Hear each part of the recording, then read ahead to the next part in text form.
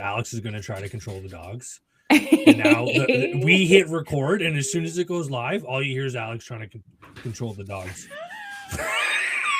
Off they go. They're gone. He is hands down the worst person at his job right now. I'm picturing because he's a really tall guy. I'm picturing Chris Tucker from Beverly Hills Ninja running around trying to catch a chicken. Oh, yes. If you've not seen that, it's a priceless movie, priceless scene. Yeah. Definitely. Similar. Sure. Yeah. I'll go with that. So you've not seen it. Fair enough. Yeah, no. How have you been? What's that? How should we open this podcast? Welcome to We Made It. Welcome to part 2 of I Broke 3 Things Ago. I can hear the dogs. Oh my god, that's so funny. Hilarious. Yeah, part 2. So last episode was, I don't want to say charged. That would be a little bit dramatic sounding. But yeah, I think we're discussing like a fairly relatable topic and our own experiences in it. So yeah, just a little like a light dose of seasonal affective disorder, just to, in case you don't suffer from it yourself, take my hand and let me drag you down with me. Situation. Exactly. But yeah. So last episode I kind of talked about my shit. So now it's your turn. I'm going to talk about my shit. Yay! What wonderful pearls of wisdom do you have for the readers about dealing with the yuckies? With our stuff, I think there's a lot of encouragement of like, there's a lot. That's dramatic. Our age group was only till recently highly discouraged from like sorting out our own personal problems, I think. And I'm sure there's still some of that stigma, if you will. Yeah, go ahead. Can you just clarify what it is we're talking about? We're not encouraged to. Do you know what I mean? Like, can you just like not encouraged to look inside ourselves and identify perhaps what kind of personal struggles we might be going through, like mental health wise. Specifically in my case, it was like mental health stuff that it didn't come to a head, we'll say, till I became a mom. And it was a matter of, now this behavior directly affects a small human and I've got to deal with it, because if I don't, then who suffers? Not just me anymore. It's now my offspring. So I would say that that's kind of where my own personal like mental health journey began, really, or progressed in any way past the white knuckling that I was doing up until that point, right? Yeah. And yeah, I think it's a culture shift, it's a mindset shift, it's likely an information shift as well. Just like looking at things broadly, right? Mm-hmm. If we were going to funnel that down into my own personal experience, motherhood brought on a lot of challenges that were like difficult to avoid and overcome. And I recognized that I couldn't do this on my own. You know that old adage, it takes a village, so to speak. Mm-hmm. I was like, okay, it's not enough for me to kind of try and deal with these issues by myself. And I think the ways that I maybe tried to deal with them in the past were not really productive, or like I didn't have a network or system set up to like help myself. Well, and you certainly weren't even, there's that whole period of time where you're not even aware that something's wrong. You just think this is the way things are supposed to be. And then you're like, okay, even if you get to the point where you identify something's wrong, you don't even know sort of how to approach solving it, Yeah, where do I go from here? Yeah.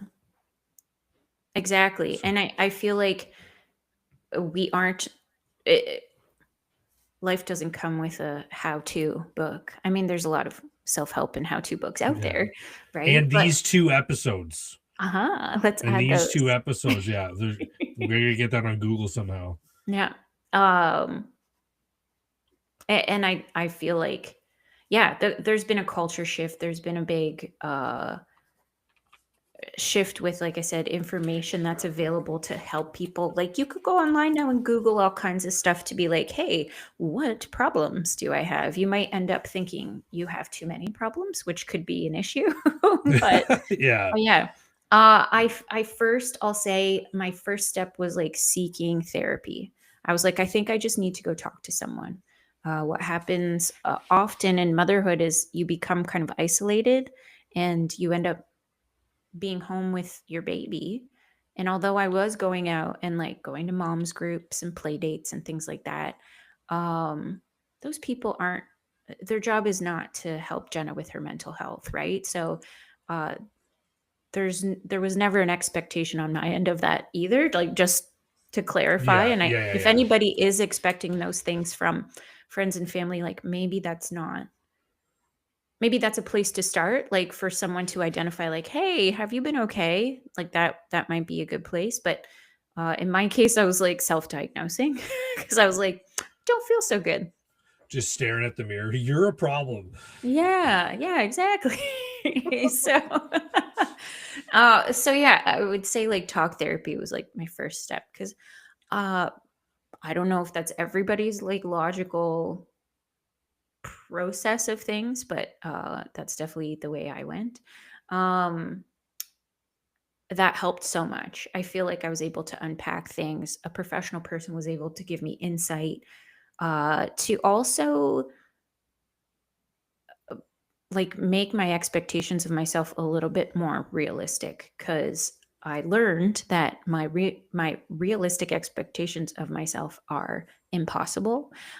So it was like coming down off my high horse, so to speak, and be like, "Hey, you're doing great," Yeah. you know, and that I will say, I don't want to say continues to be my struggle, but that would likely be like, if there's a pyramid of all the issues, that's probably like the pinnacle peak issue that just Right. trickles down into other things for me. Can I Yeah. can I share something real quick? Yeah, please. Um, there's a lie. There's a foot in the door tactic. I want to share 2 things. Mhm. Uh, I feel like we've talked about on the show on a few episodes is the idea that you shouldn't seek validation through external sources like you shouldn't look for people to compliment you on how you look or how smart you are or whatever Right. because ultimately that just resides like if you don't believe it doesn't matter, right? Mhm, mhm. um but one of the things that you mentioned, talk therapy might, it worked for you, it certainly worked for me. Yeah. um um, but sometimes validation's a good thing. Sometimes when you communicate something that you think is off, and someone Mhm. goes, "Yeah, you know what? That's not right," and then you're like, "Oh my god!" It kind of feels like a little bit of a relief that like Yeah. you're not insane. Mhm, It's not you that's making the problem. It was genuinely something that could mhm. be fixed, which I think that in and of itself is just a huge leap in the right Huge. direction. Huge, yeah, because that can take somebody who's like, feeling like they're never enough, feeling like, what am I I'm trying to think of like, I don't wanna say younger people's problems, but like a generalized idea of like what your daily issues might be. I'm not performing at work. Am I a good sibling or friend or those kinds of things? Yeah. Having somebody just sit there and be like, okay, so in what ways? And I was challenged by being asked, in what ways do you not? Do you think you're not this? So, if I said something like, Yeah, like and I prove have the said this. negative of it. Yeah, I said, like, "I don't know if I'm a good parent." I was challenged and asked, "Okay, so what proof do you have of this?"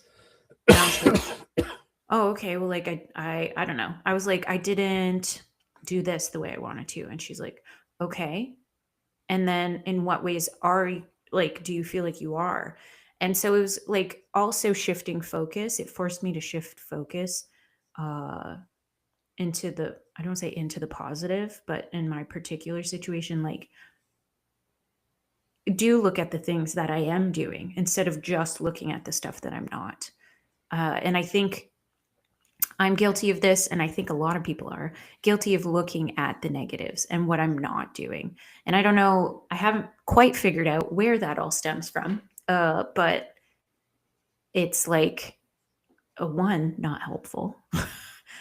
And two, I'm like discrediting my own work, right? Yeah, Like yeah, yeah, if yeah. I did this to Isla, for example, I like to use this in my head a lot as like um a thought exercise, if you will. Mm-hmm. If I said out loud to Isla a lot of the things that I have said to myself, how would that make her feel? And I think by giving it like an outside voice, like the target is outside of me, it's not Yeah. myself, then I have way more empathy. I can see it way more clearly. And it's also like my daughter, and I would never want anyone to talk to her like that. So that's helped me a lot as a tool, also. Like, think of someone you care a lot about and Yeah. And just picture, destroy them. And then, yeah, yeah. yeah. Picture yourself talking to them the way you talk to yourself, and that has helped change a lot of my own self talk too. But yeah, I could get deeper into that. But I want to kind of like do an overview, if you will, and then we can kind of like deep dive into Sure. a few different Yeah. things. Where was I? Oh yeah, so I went to talk therapy, and then like personally, we went through a loss, and I did not know how to cope with that because grief is not something, again, that you get a handbook for in life. And so I was like, okay, I need meds to like get me to weather through this very rocky storm. Cause Right. I also was like, I don't know how to do this. And anyways, it was my doctor and I came to this conclusion. I was like, yes, please, I will take medication. um, and One then pop each something, of drugs. right. Yeah. And she put me on something that was like super low dose. I think the like brand name is Lexapro. Um, Escitalopram is the generic Generic. term. And like one of the first things I thought, because it does take time for it to like really start to work. And once I noticed the effects taking effect, how else would you say that? The meds taking Damn. effect. Oh, that's so good. I was like, OMG. I have had this thought many times since. I was like, I think I could have been so much more productive. I don't say my whole life, but like I think back to like when I was a teenager, just like ripping through teenagehood, being like such a highly anxious person. I would like avoid so many social interactions. I spent so much time thinking like, how can I just get home and be by myself? Like Yeah. I was like, Which, by the way, I'm 37 and I do that right, right, currently. yeah. Yeah. But that was less. That was like I don't say unfortunately for me, but like it was a knee jerk reaction of my brain, and I don't know how else to say it, but like my brain chemicals kind of working against me. And anyways, I've had this thought many times. I was like, if I'd had this sooner in my life, things would have been different. But I only know now what I know now. So like I also try not to um, live in that. Yeah. If things were Yeah. different, blah blah blah. You Yeah, yeah, yeah. you kind of do have to, like, this is a little dramatic, but Yeah. you kind of do mourn that a little bit. Sure. Yeah, You mourn kind is of a good word. yeah, Yeah. you're kind of like, damn, I could have, and it's a good thing, but it's almost doubly bad because it's good in the sense that, you can kind of make your peace with it and move on and accept that all of these things that you thought you were wrong about, you weren't wrong, or were wrong with you, I guess, weren't Mhm. wrong with you. You just weren't as good as you could have been with some help. Totally, yeah. But then you kind of got to be okay with the fact that We're here I now. am. Wow, yeah, and that's it. Yeah. Like it's one of those. If you're already hanging on, just keep hanging on. So the meds kick in, or you know what I mean. You find the right intervention. Sometimes it's Yeah. just sharing with someone is all it takes, right? Yeah. Just to Yeah, not totally. carry that weight on your own. But anyway, So that has been really wonderful. I will say it's typical, and I don't think just for these medications. I think there's a lot of medications like this, maybe all of them, I don't know. I don't want to speak for the meds. I'm not a pharmacist. I have no idea. But my understanding is that the longer you take something, like your body will sometimes adjust and adapt, and then the effectiveness of the medication decreases over time. right. And so I was like this past year, I would have been on it for 5 years. And I was really feeling like I think I need to change things up. I'd also I'll say one of my coping mechanisms that was, in my opinion, healthy in the past before meds was running. And so this past year I did half marathon. And so I got into running again. And I had the audacity to think, well, and I also talked to my doctor because it was like a dual thing. I was like, Right. I think my meds are decreasing in effectiveness. Maybe we should try something else. And she's like, okay, try and wean off your meds a little bit. And then if you're feeling comfortable with it, like completely, and then we can revisit like what other medications we can do from there. And I was like, okay, great. And then I was like, in the meantime, I'm doing all this running, so I'll be fine. And lo and behold, nature will be my drug. Yeah, totally. And for some people, I'm sure that works. I've also been it's taken me way too long, so I'm mildly embarrassed to admit, but like a yoga teacher training course. So I was like, that combined with my running, I'm going to be like so insightful. It's going to be fine.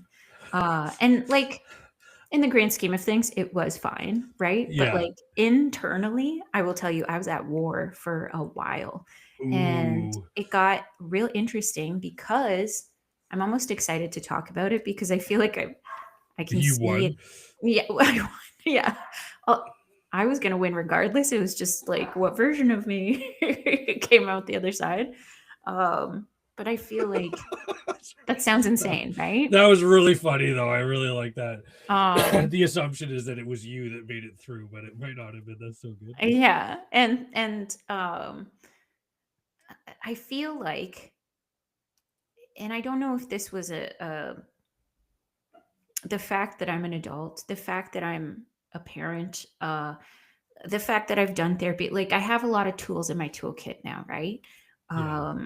But I took a lower dose of these meds, and then I took them on every other day, and then I was taking them like once every 4 days, and then I got down to like I was afraid to like go completely off of them, but for a while I was off of them for like I'll say 3-4 weeks, like nearly. If it wasn't a month, then I'd be surprised, but it was about a month. And I feel like I saw the way that my brain worked from an outside perspective almost. And I was able to kind of analyze and pick out the ways that were dysfunctional and the ways that were helping me. And it became like an interesting personal thought experiment, I felt like, because in old cartoons and TV shows and movies, they would illustrate things like the little angel on your shoulder and the devil on your shoulder. I feel like I use this analogy a lot when I like explained it to Jordan specifically. I was like, I feel like that little devil on my shoulder just like would not shut up. Like this motherfucker is the worst. And I am able to look at it as like, we've talked about this on the show as well. Like that voice is not me. Mm-hmm. It's like all of the conditioning and internalizing and like the negative thought spirals and stuff like that. but I saw it from a different perspective. And I feel like I saw it from the perspective of like, I'm in the healing process. I don't know if that ever ends. You know what I mean? So I'll say like I'm still in the healing process, but I was able to see it from a different perspective and not be so. I definitely was affected by it at times, but then was able to kind of like step out of it and be like, hey, hey, hey, wait a minute. We know what this is. We know it's that little negative thought spiral voice that's just going to like try and tear apart. Like we've done so much work to get out of this. Like don't get sucked back in. This is what we trained for. Right. And so I also realized, like you said, I was at war with myself, and I was like, you know what? This war is is not being fought unfair, but I was like, I think the only way in which I see myself continuing to be able to like overcome that negative thought spiral, because I think I could easily fall back into those negative patterns, those bad habits of like coping and dealing. Like I'm not having a good day. Let's go eat a chocolate bar. Like, yeah, that's not going to make me feel better in the long term, right? I was obviously also like running regularly, so like that was a really positive outlet, and it was kind of like I was seeing all of like my good and bad coping mechanisms, trying to like take action and deal with my own internal struggles. Ultimately, I was like, if I stay on my meds, then that little devil on my shoulder shuts up. Like it goes away way more often. So I was like, I think ultimately like that has to happen. Right. And I don't say the joy of all this, but like having, I'll say more or less come off my meds and gone back on, they're now more effective again because my body's like, oh, hey friend, we're doing stuff again. And it's not that sort of like, the effectiveness is back, we'll say. So I was like, okay, well your tolerance isn't as high. Yeah. So that's been like quite a positive also. Um and then yeah, like continuing, I don't say continuing, but like I feel like I've done a lot of work with talk therapy again. And so reintroducing that has been really good. And so I think just like looking forward from here, uh for me, what has worked is like maybe I stay on these meds for a while. I notice they're not working. Maybe I reduce my dose for a bit. Maybe I come off of it for a bit with the other tools in play, right? Because I wouldn't want to like go off my meds and then also like, I don't know, put myself in a situation where like I can't exercise regularly or do yoga, because that's been really helpful, or do talk therapy. Like if those resources weren't available, like I would say that the option of not taking medication is like a non-start, you know? And then in addition to like those positive supports that I just mentioned, like continuing to do those regularly and not, I don't say not quit that, but like if I have ADHD, because it's not diagnosed, but I'm pretty sure I do, like massive dopamine seeking, right? And so to me, that comes in the form of like I said, like snacking, eating junk food, doing things that are like comforting, but like in excess. And so also being vigilant of those things.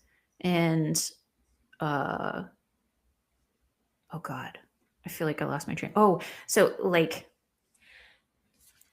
I have a tendency to not want to do maybe these healthy activities because my brain seeks the dopamine hit first, right? And I think we're all hardwired to do that, like to some degree or another. And so, like catching myself if I fall off the train, so to speak. So, like if I'm not exercising regularly, being like, "Hey, don't do this. We know what happens." Yeah. Like holding myself accountable and not in a negative way, just It was like a knowing. friendly, reassuring way. Yeah. Like, Yeah. hey, Knowing. friend. Exactly. Like knowing, we know what happens when Jenna has an exercise. She's a grump. She's not nice. She gets short with her kids and she Yeah. like, Do you want to see that bitch? Because no one else does. nobody wants to. Exactly. So it's like, I don't mean to put yeah. fake words in your No, it's accurate. fake It's mouth. I'm sorry. in my virtual speak. Yeah. Yeah. Yeah. I have a question. I just have a question. Mm-hmm. I think a lot of what you're talking about is making me, I'm hearing it as like a leveling off kind of experience, like bringing everything more to the center of, how you're feeling on a day-to-day basis. Right. Like the highs and lows will really throw me off. And I read somewhere recently that like the more you put, I'm not going to explain it properly.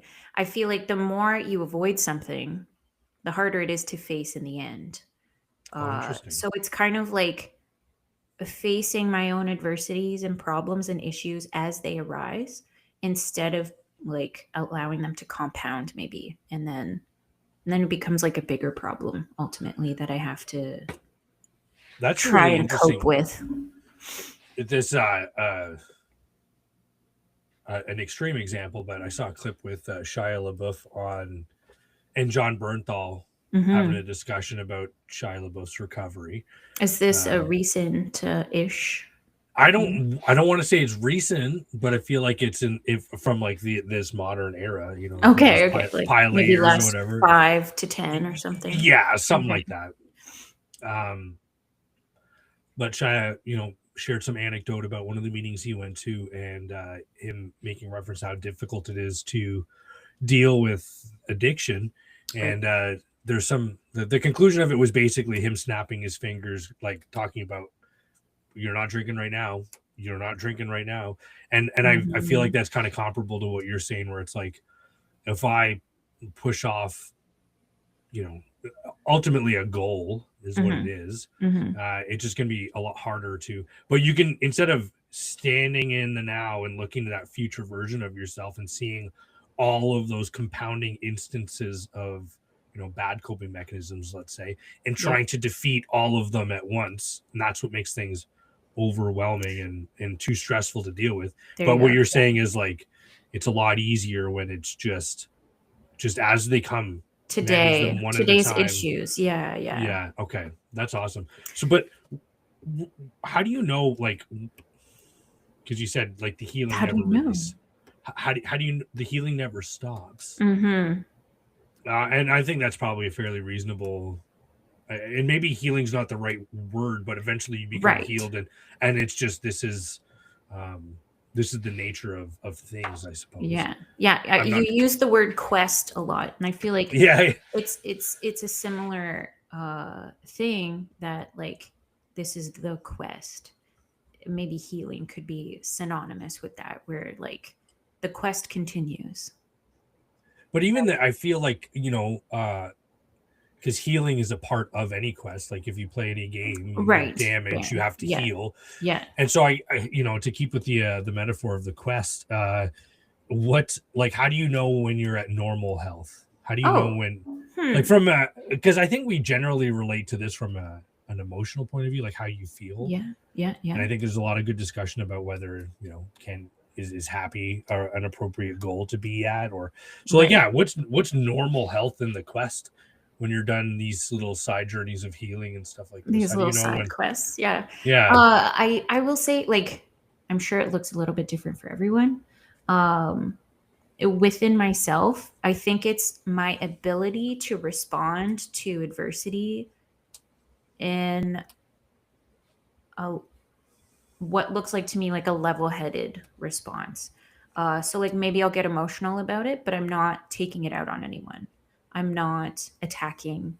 I'm not blaming or criticizing, or if the kids spill milk because this does happen like on a daily basis at our Yeah. table. The difference between me lashing out and being like, oh my God, this is the 5th time this week, right? Yeah. Or being like, you know what? We spilled some milk. Let's go get a towel. Let's clean it up. This is how we clean up the table. Like, to me, that would be a much more appropriate response. And when I'm in a headspace where I am responding that way, I feel like I'm doing good. I'm doing all right, you know, if that's a way to. Yeah. So measure. follow up question. Mm-hmm. I'm good. I'm feeling all right. I guess what I want to know is, and this is like more of a philosophical kind of a thing. I don't know that there's an answer. And maybe it's more for discussion than to put you like, I'm not holding you to the fire for an answer on this one. Yeah, This is what I'm trying to say is like, tell me. Is there a way that you're supposed to, and I guess the real point is here is can you tell by how you're feeling if you're doing good or not? Mm-hmm. And I'm not sure that you can, because I think you just said it, like you have to be okay with the feelings because they're coming whether you like it or not. Totally. Yeah. So I can be angry about it. But my behavior is going to dictate whether or not I'm in a good spot. I think I say this ritualistically to Anson specifically. I say all feelings are okay, all behaviors are not. And I have been trying to kind of like be the model of this quote in a lot of ways. Yeah. I will also say, like, in my yoga training, I don't want to say the ultimate thing, but like what yoga is based off of is attaining enlightenment, right? So if that's a model for like each of our individual lives, is that English? If that's a respectable way to kind of like live your life, which I think I may never reach enlightenment, and that's okay. But on this quest in my life, that I think to me that's kind of part of it, a part of like working towards that, if you will. And yeah, like there's going to be all kinds of I don't say roadblocks. That sounds really dramatic. There probably will be roadblocks at times, impasses, forks in the road, if you will, like all these metaphors. But basically, trying to say like there's going to be hard times and there's going to be great times, and being able to recognize that, I think, is a huge part of the healing quest. And then also, like I was saying, like, how do I deal with it? Does that answer your question? I think so. I do. Yeah, I think there's really there's no right or wrong answer here. There isn't any. I'm sure I guess, like murdering my neighbor is the wrong answer. I'll go with that. But at the same time, there's a lot of right answers that will help each different person get to where they want to be. I think I add this with something you said earlier, which is you're talking about in what ways do you think you are not that thing that you're, which is interesting because like anyone who's self-reflecting like that is probably doing okay in that capacity. You know what I mean? If you're wondering if you're a good parent or a good person, you're probably okay. And if you're lying to yourself, you're probably aware of that too. I don't think you can be that reflective and that dumb at the same time. You know what I mean? Or like, equally avoidant maybe, or something like that. Yeah. Yeah. Oh, I can't remember why I was tying these two together. Oh, sorry. But I guess, I'm sure there's no one out there that could claim that they're happy all the time or that they, you know what I mean? Like, if we asked our audience to be like, how do you know, what's the default feeling you're supposed to be? You know, is there because like I wake up and I'm immediately miserable for no other reason than I have to fucking you're like, play this dumb game again. You know what I mean? Awake. But how did this happen? I mean, objectively, by almost any metric, everything's fine. You know, I don't know. That's a weird one. Maybe this is a question that we can leave open, or maybe the audience could help us answer their version of. Yeah, like whose day to day is white knuckling it? Like, you know what I mean? Yeah, what's that feel? do you recognize it? Like, is it white knuckling it in disillusionment, where you're just like, I didn't even know I was white knuckling it, or is it like white knuckling it, knowing it full well, and still like not changing? Well, I'm genuinely curious if anyone could white knuckle it and know full well, because I'm positive. Because everyone, I mean, we've all worked with white knucklers before, and it's like, how do we all see this and you don't? You know? Exactly. You must know that you're. Yeah, it's interesting. Stuff's all right, going sorry.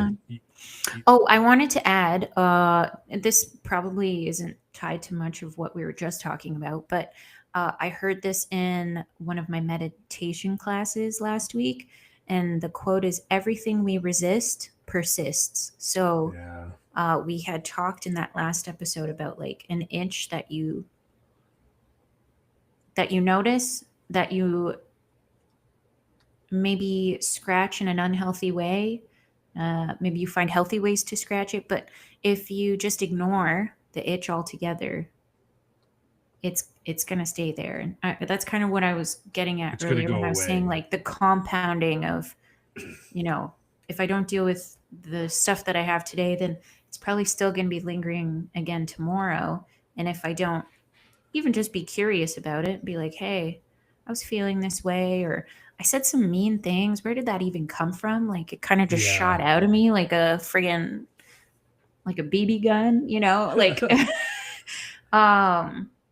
yeah, just take a bit of time to maybe look inside, and then not let the stuff you're resisting persist, because it will, I think it can take you down if you let it go long enough. Right. I always think of the episode of That 70s Show where, did we talk about this? I know I talked about this with someone. You did bring up one where he's holding on to the pot inside the vase. Yeah, and all he had to do is open his hand inside, and he would have just been but he was holding on to the weed. And I mean, classic. We didn't bring this up on the last episode, but you just did. But sometimes we've generally made it sound like it's an active thing that you have to do to solve some of these problems. Sure. Yeah. But sometimes ignoring things is the solution. Yeah. Sometimes things just want your attention and want your energy, but the best thing to do is just ignore it. Kind of like a bug bite. If you just if you leave it alone, it'll go away. But if you keep scratching it, now you have bleeding scabs all over your body. Totally. Yeah. And it's, I think that's a good comparison to like insight. If you have enough insight to be like, don't scratch that. Because like if we look at our kids, they don't know any better. They're just like, oh, it's itchy. They scratch it, right? And then they're bleeding. They're like, why am I bleeding? Because it feels good too. Yeah, like, oh, yeah. And I'm bleeding, and then they feel worse, and you're just like, I told you 16 times not to scratch that bug bite, and now it's bleeding, and now you're upset, and we could have avoided this. But yeah, the insight is kind of like that missing piece. We were at the up in Pembroke on the weekend. Yeah. And we went to my parents' house to do gifts with them because we didn't see them at Christmas. And anyway, I usually take a Reactine when we go there because they have cats, and I get all like stuffied up. I get all stuffed up and eyes all itchy and watery and stuff. Anyway, sometimes this happens to William, and I guess we forgot about it because it hasn't happened in a while. Okay. But we went from my parents' house to the farm. Yeah. And William started he started looking like that kid from We're the Millers who got bit by the spider when he gets all stuffy eyed. You know what I mean? Like, is he rubbing his eyes too? Yeah, he comes up to me, he's like, Dad, my eyes are itchy, and he just keeps fucking like jamming his knuckles in there. And I'm like, yeah, he wants to itch them so bad because it's relieving his itch, but it's making it so much worse. Way worse in the long run. Yeah, you need to absolutely stop that. It was really funny. So what was the resolution? Did you we found some we found some Reactine, and we also reminded him to stop itching his face. You're touching your hands with your cat dander fingers, and now it's getting in your eyes. Yeah. So he's good to go, but anyway, it just kind of made me think of that. And I think a lot of my, this is part of my quest, dealing with anger. I feel like I I had no ways of coping with anger, and because you weren't allowed to. Totally, it's still a struggle for sure. It's like probably it's one of the one emotion that I'm like still avoid as much as possible, which I know is not healthy. Remember, everything we resist persists. All of these, like I can say all these mantras, but yeah, anger lives, right? Maybe you need to stop running and start kickboxing. Just beating the shit out of something once or twice a week. Yeah, just let it all out. But yeah, that would be a really good positive outlet for sure. But I would say, and maybe people can chime in on this, like what their ways of dealing with anger are. But like a big one at our house is like go and scream into a pillow and see if that helps. And Anson does it. I haven't seen Isla do it yet. Although she doesn't really have like massive bouts of anger. She's kind of like massive bouts of crying. She'll cry a lot. Like she's like super emotive with sadness. Anson lives just below the surface of anger. Like he's always constantly yelling. Yeah. It's like the first stage of his actual rage. He's like pre-mad. I am one notch away from being really upset. But he's in a great mood. He's just it could go either way. It could go happiness. Yeah. Right around the corner. Middle. Yeah. Or anger at any moment. That's so true. But yeah, like I think one of the things that I continue to like, one of my big quests is like anger management, right? And this was something that I noticed a lot when I was unmedicated or demedicating, was like my anger would just come out like uncontrolled, and I was like, whoa, what was that? It's like surprised me sometimes. I was like, oh, tiger got out of the cage. Yeah, but I think what that did, or what that helped me recognize, was like without the sort of the assistance of this medication that I take, the anger will just come out. And so now I have the insight and the ability to, I don't want to say to choose, but like to be like, hey, this anger is going to come out. How are we going to deal with this? That's so like, what do you do? Constructive. Okay, so this has got to be like, I don't have a lot of like ground conversation. I honestly, I feel I just really vibrate bad until it goes away. First of all, I feel like I don't avoid it. I definitely do like the mental checklist thing where I'm like, oh, I'm very angry about this right now. And there was I was listening to a Mel Robbins podcast yesterday. They were talking about relationships. They were like, there's always that person in the relationship who's like going to like be outward, vocal, come at you with stuff. And then there's usually the other person in the relationship that shuts down. And I'm the shutter downer. And so I think this sort of quest that I've been on is learning how to not be the shutter downer when it comes to my anger, and actually vocalize or express when I am angry. And sometimes it's been, we'll say low grade anger, as easy as just saying like, I'm really upset about this right now. Like, that's it. Just like letting it out and being like, I'm pissed off. And I realize like I can be angry and just say that I'm angry, and that's okay.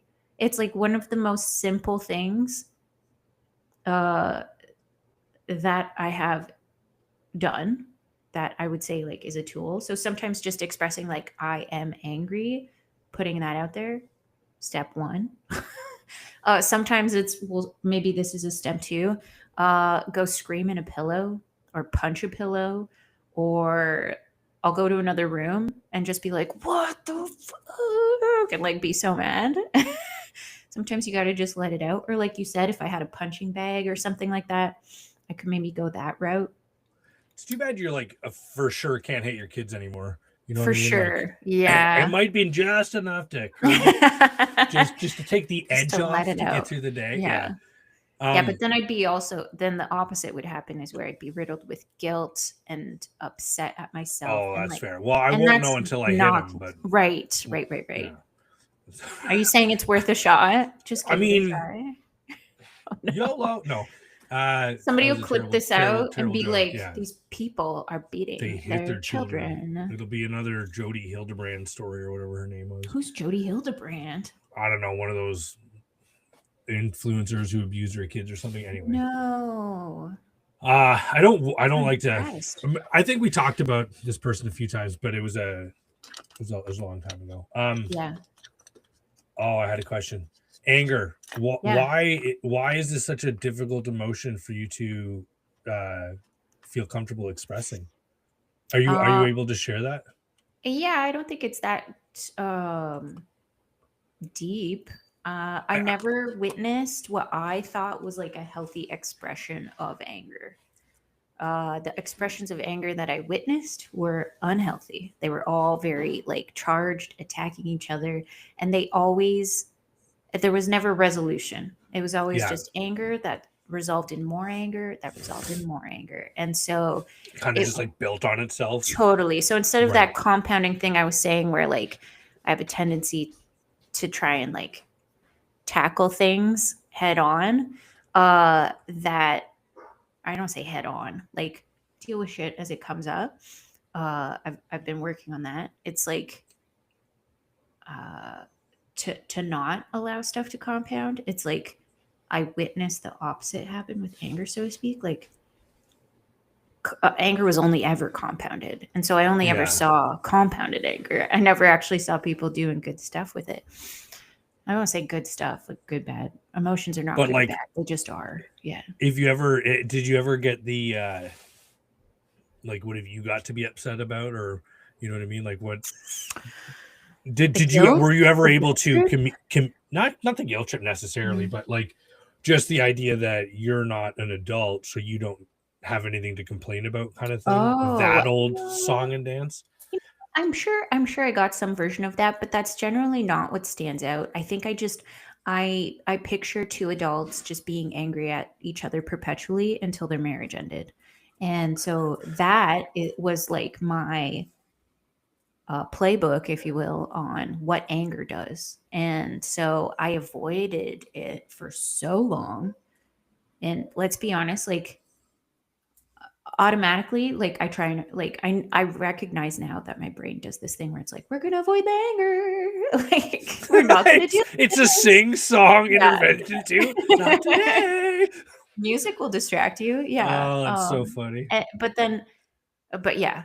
And this has taken time. Like, you know, if I started talk therapy 5 years ago, like it's only in the last 6 real months that I've been constructive in actually getting somewhere with it.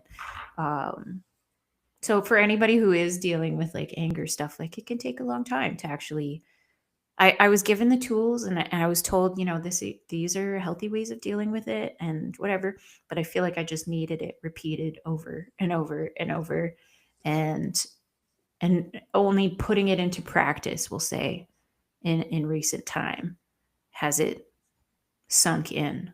And I'm sure it's like that for anything in life. Like you could theorize the shit out of anything. Like my yoga class, right? I could take theory for years. I could do a 500-hour program, but until I actually sit down on a mat and try and teach someone and go through the motions of trying to teach someone, will I really learn what it is to teach yoga, right? Right. And so the same thing I think applies when we're trying to like apply therapy or our own personal self-help stuff on our quests, that it's not until you actually apply the knowledge that you've learned that you can actually see the results and be like, oh, that went away that I wanted it to, or didn't, or whatever. And like, you can kind of, I don't want to say the nice thing, but like, I would like to think I'm in a good marriage where like I will be forgiven for generally the things that I do. And like, I'd like to think also that I'm not doing anything so crazy that would question, you know, whether our marriage should go on or not. But yeah, I think anger's been a big one. And I actually say this to Jordan a lot. I'm like, I'm quite jealous of the way you express anger, because you get it over with and then it's done. Like Isla's a lot like that too. They just like get it over with. Be angry, move on, and then the rest of their day's fine. Whereas I'll sit with it, and I've been guilty of doing with it for long periods of time, much longer than anybody should be. And yeah, that's like it just hurts that me. Makes it's hurting no one else. I'm glad you shared that, because I've known Jordan for quite a time, and I'm like, how it's weird that Jenna doesn't seem to be bothered when he's angry. And I didn't realize it's not because you're okay with it. You're in awe of it. Yeah, you fucking get it, man. Woo! Go Jordan. Yes, be angry. Because like for me, man, like I feel bad every time I get angry, because like anger was. Did you have that?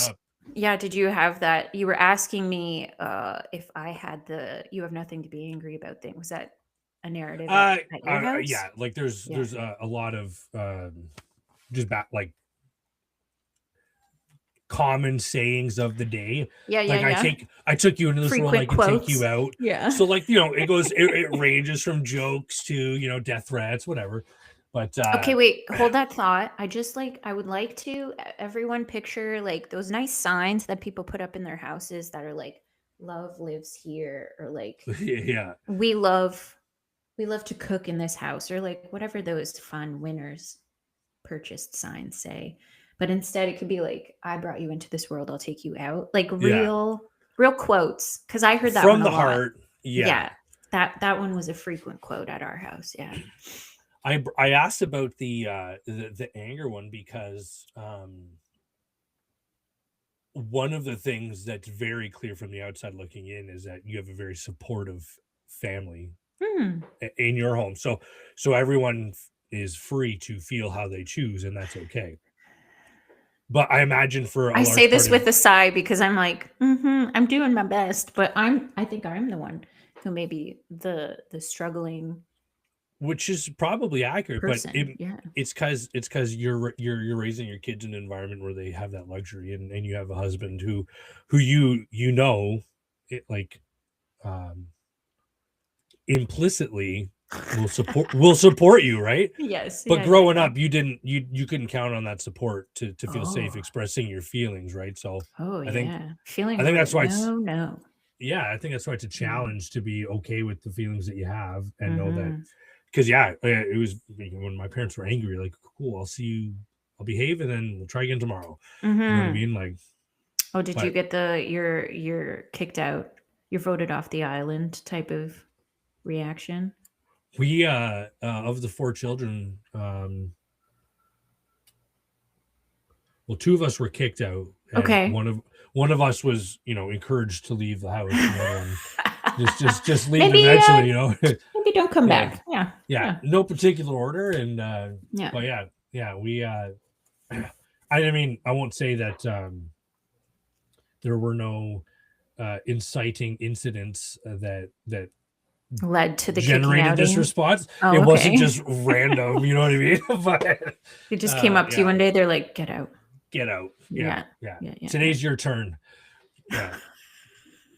This is Sparta.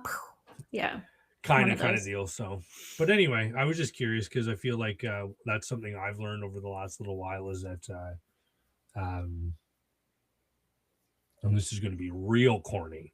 Go for it. But it's easy to think that you're in a safe space, and you're absolutely not in one. Ooh. And then when you do get to a very safe space, and I don't mean this in the woke sense, I mean this in the real sense, it can sometimes feel uncomfortable, because a lot of the things that you've been led to expect and experienced don't come to pass. They don't happen. So now you're like, what do I do? You know what I mean? What world is this? Yeah. Like, it's taken me absolutely forever to get comfortable with the fact that Cassie will get angry, and then it'll go away, and then she's fine. And I'm like, no, there's zero chance you're not still upset at me. From my experience, like, I've got another 3 days to go. Yeah, before this thing passes. You've got to stew on this for at least 72 more hours. What are you talking about? So it's weird to not be entirely cut out when I've pissed someone off. I'm looking something up right now because I always forget what this is called. I'm sure we talked about this on the show before.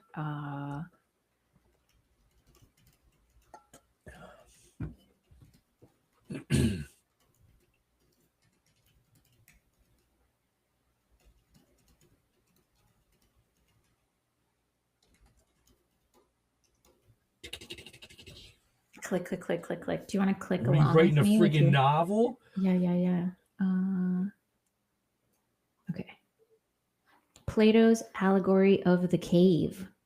I've actually read it. About. Oh, there you go. So in high school, I read this, which I think is like very advanced of my philosophy teacher to have had us read this. But all this to say is that summarized, once you, like in his story, this person lives inside this cave, and that's his reality, his perceived reality. And then one day he steps out of the cave and realizes, oh my god, there's this whole other different world that I had no idea existed. And suddenly his new reality begins. And I think kind of what you were just describing is that sort of thing where you're like, yes, the only version of my reality that I know is the version where this is how people talk to me, this is how I react, these are this is how I deal with my feelings, like all the layers of what your reality might be. And then, like you said, you're in now this marriage with kids, and things aren't happening the same way anymore, and your reality is shifted, right? And you can't go back to that first reality ever again, really. Like it's impossible because you're forever changed. So yeah, whether you like it or not, it's like this better not get clipped. Terrible joke. It's like you can't. Actually, I'm not even going to do it. It's going to be a joke about voting, but okay. We'll save that for less. I work for the government type of time. Okay. Yeah, shit. I just looked at the time. Yeah, we got to go. A few minutes. Yeah. No, sorry. I didn't want to cut you off. Do you want to say your joke? No, it's probably really offensive and really offensive. Okay. Yeah. If anyone wants to sign up for our Patreon, I almost said Patron. Sign up for our Patron, and are we distilling tequila now? We're distilling to currency from people. There you go. We were going to put a question up on our socials, but did not do. And I don't even remember what that was now. I thought for sure I'd remember. But I am going to put this one up. How do you deal with your anger? How do you sleep at night? Yeah. So, yeah. That's all I got for now. I'm sure I'll come up hopefully with some tidbits again in future. But, yeah. Anything? Any parting words? Well, I was just about to ask you the same thing. Oh. It's just winter, guys. It'll be over soon. It'll be okay. Winter Olympics coming up. Support the team. Weird one I heard in the news today. One of the Olympic Park employees died by freezing to death. He was in Paris? Is it Paris? No, the Winter Olympics. Where are the Italy. Yeah. Sorry. Yeah. Winter Olympics guy. Oh, that's awful. Yeah, he that poor person. Anyway. I hope he somehow collapsed. Yeah, guy dies in freezing conditions 3 days ago. That's unnecessary. It's just the Olympics. It's not fucking Hunger Games, guys. Yeah, he was an overnight shift. 55. But they were only it was minus 12. That's still below freezing. That's what matters. Okay. So we're talking about minus 12 Celsius. Yes. Okay. Yeah. Anyway, wild. I don't know why I felt the need to bring that up. Well, yeah. Do you have any? Rest in peace to that person. I feel terribly. There's a cat that has appeared, and it's not Dottie. Hi. Do I have parting words? I'm not sure. I don't know. I feel like it's we continue our quest, yo. The quest must go on. The quest must go on. It must. It does. Yeah. Thanks for sharing, Jen. I really appreciate that. Thanks. And if I didn't say thanks to you last episode, then I'll say it now. Thank you, Colin. You're welcome. You're very welcome. All right. So until next time, friends, toodles.